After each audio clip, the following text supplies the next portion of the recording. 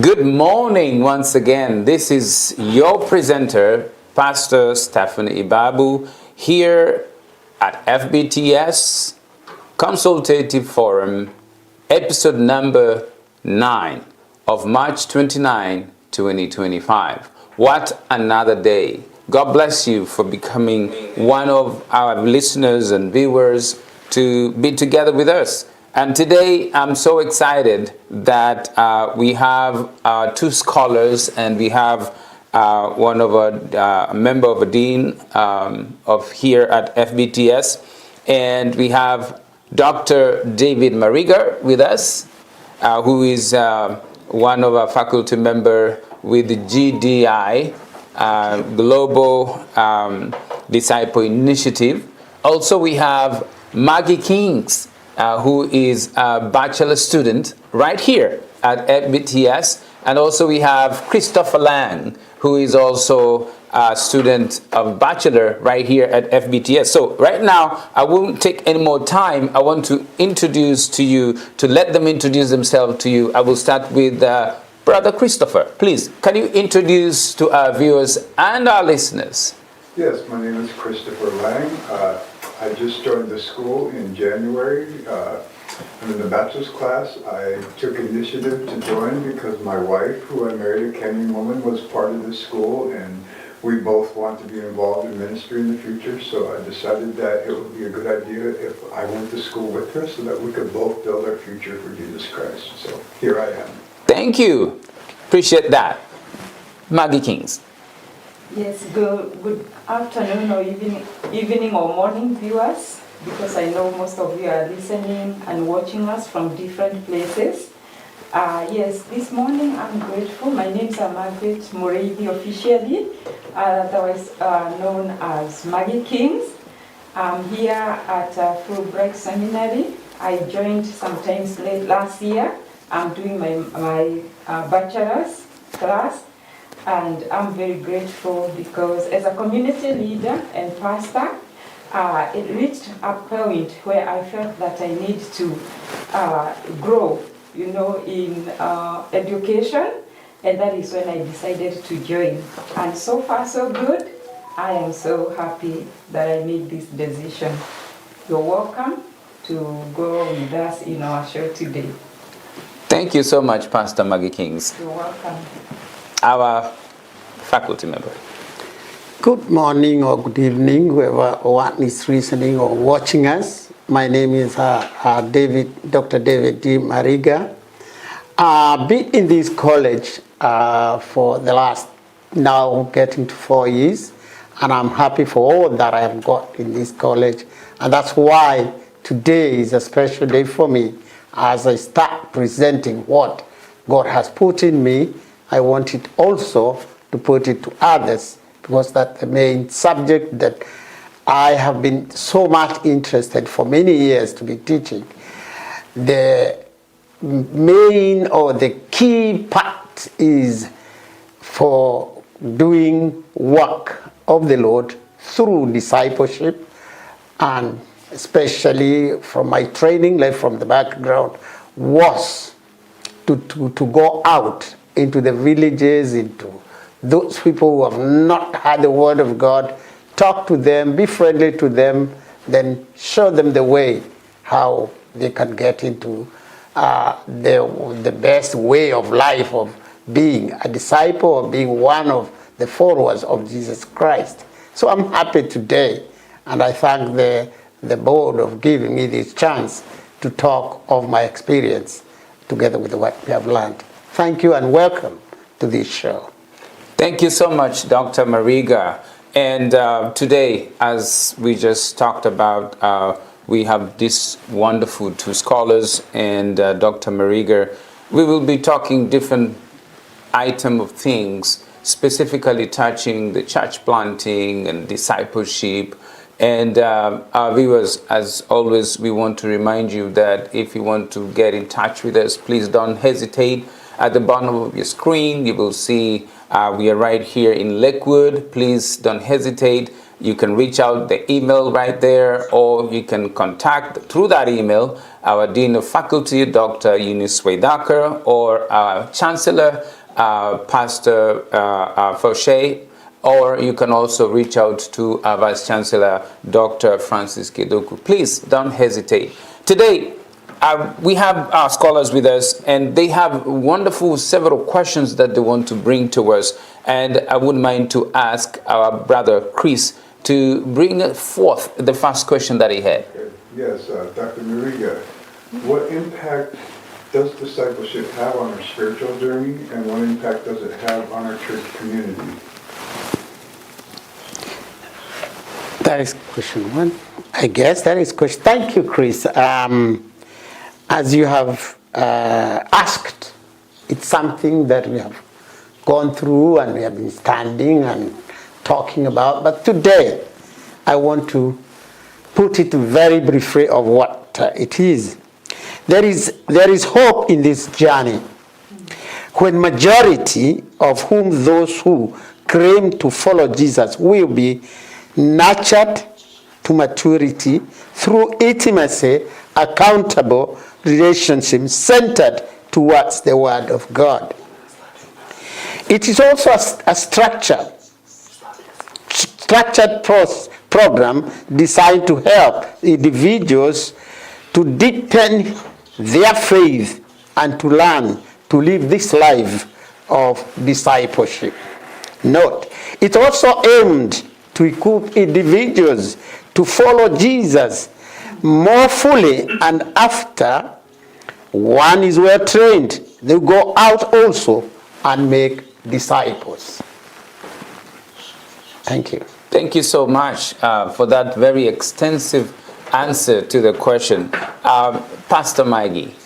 Yes, Dr. David Mariga, thank you so much for being one of our teachers. And my question to you today is, how would you define evangelism? And number two, why should it matter to us as members of the Church of Christ? Thank you, Maggie. It's a good question, and I also put it this way: it's a key fulfilling the Great Commission. Go therefore and make disciples to all nations. Matthew 28:19. It's a spiritual work of developing spiritual maturity and spiritual reproductive in the life of the Christians. It also assists people to practice basic spiritual discipline such as prayer, Bible study, and spiritual memories. It's also a way of spreading the gospel, good news, to the Christian in public, preaching or personal witnessing. And it's also a way of involving and encouraging people to follow Jesus Christ. Thank you. That's a very good answer. I have a question for you, Dr. Mariga. And this question is, how can a pastor be an effective leader, and not just in the church, but also in the surrounding community? Well, this one is also a basic one. With the help of God, pastors they have a way of their calling. And if one can follow exactly his call, will be able to reach the community. And once he reaches the community is with love, and with love, and then she is able to minister to them. He'll be able to bring them closer to what God intends us all, because God is for us all, what He wants us to be and how us to live. Thank you. Thank you so much. Brother Lang, you had another question too. Yes. Yes. So, how does the work of an evangelist contribute to the growth of the church, and how does it expand God's kingdom? Thank you, Chris. That's also another very interesting subject, because evangelism is also part of the key issue of our lives. We as people, God has put this thing in us, because the whole thing must be new, so that you can be able to extend it to others. Evangelism. So there is hope and a way of it's a way of hope and salvation, especially to those who have not had the truth of the gospel. When it is spread to them, this happens to increase the congregation of the Church of Christ anywhere when people get to know the importance of it. It also deepens the understanding, the fundamental truth of the Scripture. It also helps Christians to keep gospel as the center of their life. As an evangelist, it also extends to the Christians to recognize Jesus Christ as Lord to them. Thank you. Thank you so much. And our viewers and our listeners, please, I just want to remind you once again, we are almost coming close to the closing the semester, and we will be reopening again in May 18th. And please don't hesitate. Use the numbers at the bottom of your screen, because we want you to come and be part of this Fulbright Theological Seminary, a place where knowledge is acquired. Don't hesitate. Please be there. Again, I want to come back to Pastor Maggie to have that question that you thought was very pertinent to this time. What was that? Yeah, again, to very able Dr. Mariga, in our discipleship class, one of the fundamental things that we are being taught is to increase the disciples. And one of the ways to do that is to maybe consider to establish a church. So, my question to you, Dr. Mariga, today is, what factors should be considered when establishing a church? And what are the reasons for those considerations? Thank you, Maggie. Establishing a church. The number one, which is very, very important, if one wants to do that, what is the vision given to whoever has this backbone of vision of planting a church? One, are there enough reasons to cover the foundation's costs if you want to start a church? Where the proposal is? Is there anywhere that the person doing that has established? And where has he currently meeting with the Christian that he have, or the congregation he's intending to have? Do they meet in a conference room? Do they meet in a restaurant? Or do they meet in a public school? Before establishing one, they must have somewhere where they are so that they can go to the next level. Are there members supporting this ministry? Does he have tools that he's sure of, that when he starts, there are people who are going to stand with him or with her, so that as they start the ministry, it will be strong and to go on. Because there are times you can start and in a few days you find it's God's way because you didn't have good foundation. Are there any organization, for that matter, or individuals who are ready to partner with this person who is ready to start or to open a church or to plant a church, for that matter? Get a specialized person to advise and give the quotes of all that is intended to be, or of whatever is intended for the opening of the church in any given place. Thank you so much. That's a very well thought answer. Thank you so much, Dr. Mariga. And we cannot hear even anything better than that. And remember, church planting, it's vital. Church planting, it is important. So for you viewers and for our listeners, remember this. God has called you for a purpose. And you need to be in a place where you can be impacted the knowledge so that you can be able to understand and to know where is your place. And this is FBTS, a place for knowledge. You're welcome. And then we want to have our brother again. You have another question? Yeah, I have one more. Yes, please. For Dr. Mariga. Yes.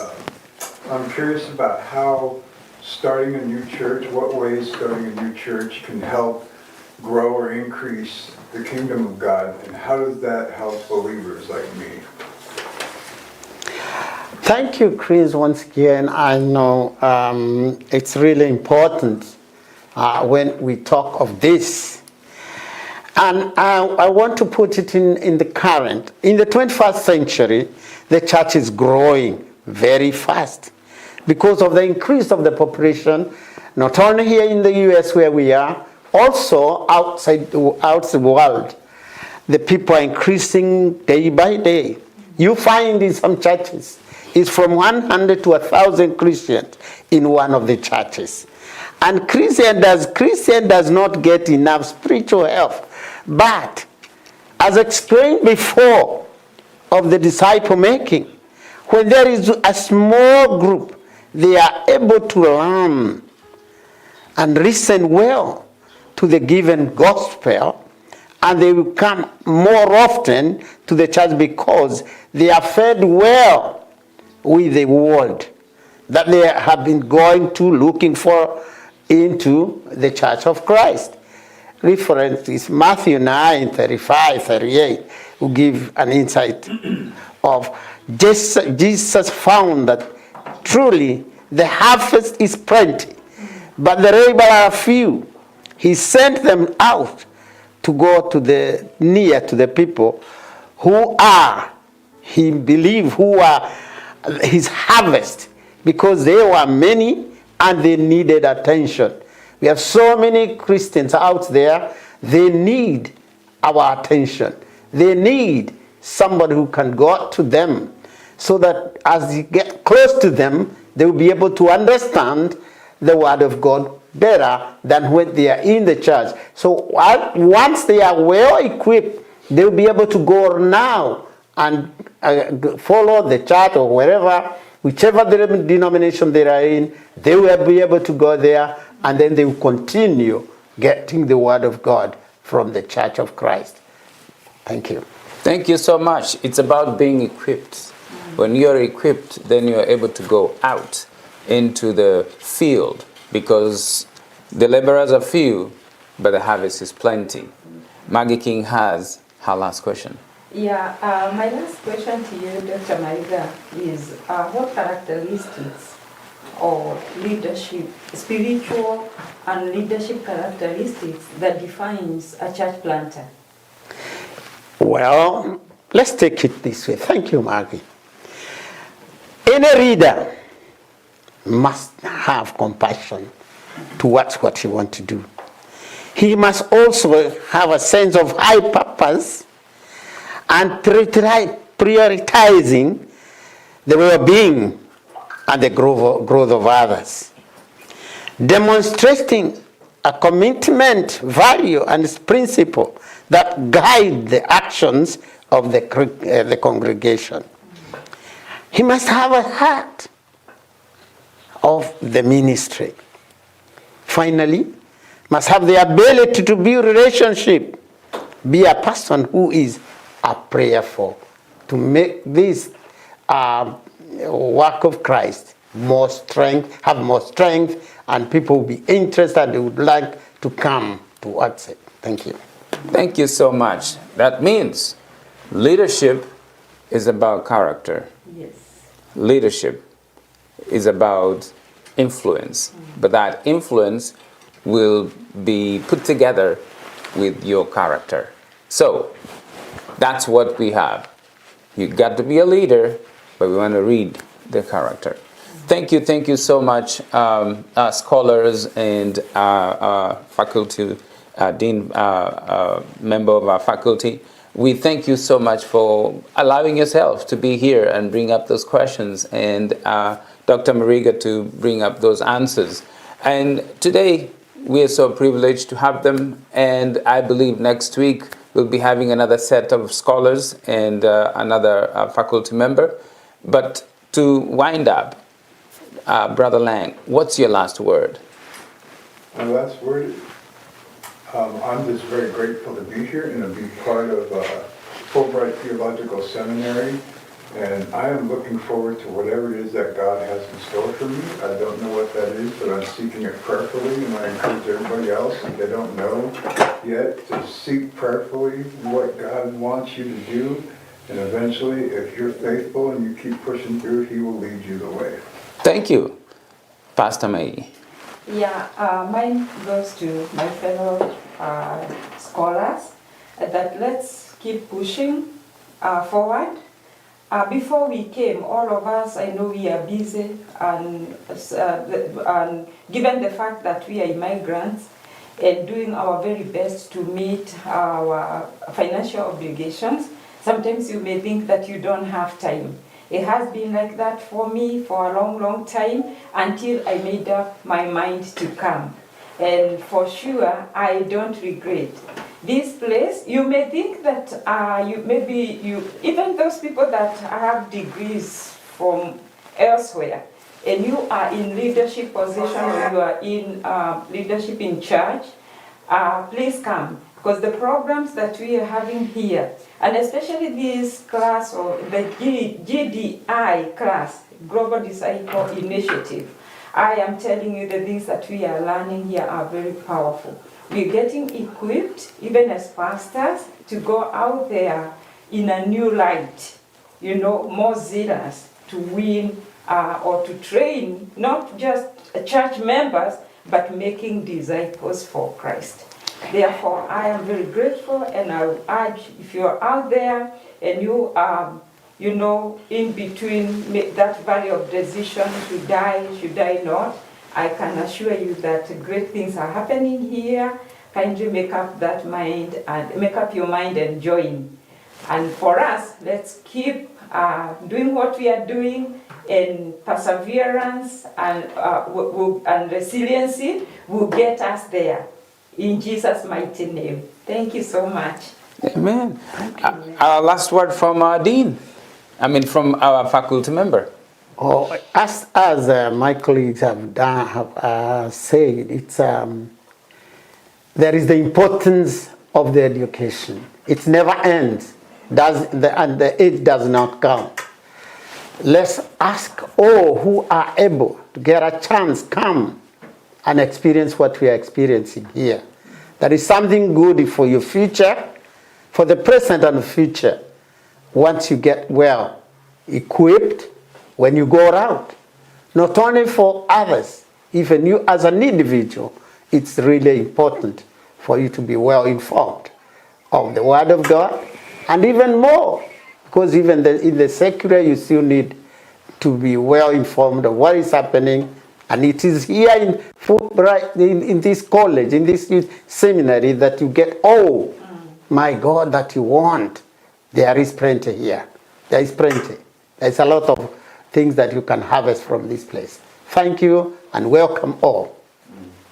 Thank you so much once again, our viewers, our listeners, for being patient to stay with us, to watch us and listen to us, and to hear the things about church planting, to hear about discipleship, to hear about the leadership, and what a time. If you have any question, please, we've asked you once again, Look at the bottom of your screen. You have our phone number. We have also our email. You can reach out to our Dean of Faculty, and that is Dr. Eunice Waidakar. You can also reach out to our Chancellor, who is Pastor Foshe, or you can reach out to our Vice Chancellor, that is Dr. Francis Kiduku. Please don't hesitate for any question, and remember, we are still registering, and it's ongoing right now, so don't hesitate. And as we are nearing to close, but we'll be opening again on May 18, and you're very much welcome. So today with us here with Christopher Lang and Pastor Maggie Keynes and our member of the faculty, Dr. Mariga, we want to say thank you so much for tuning up with us, our viewers and our listeners. We will be right here once again, same time, same channel, on next Saturday. God bless you, and you're welcome. Bless you.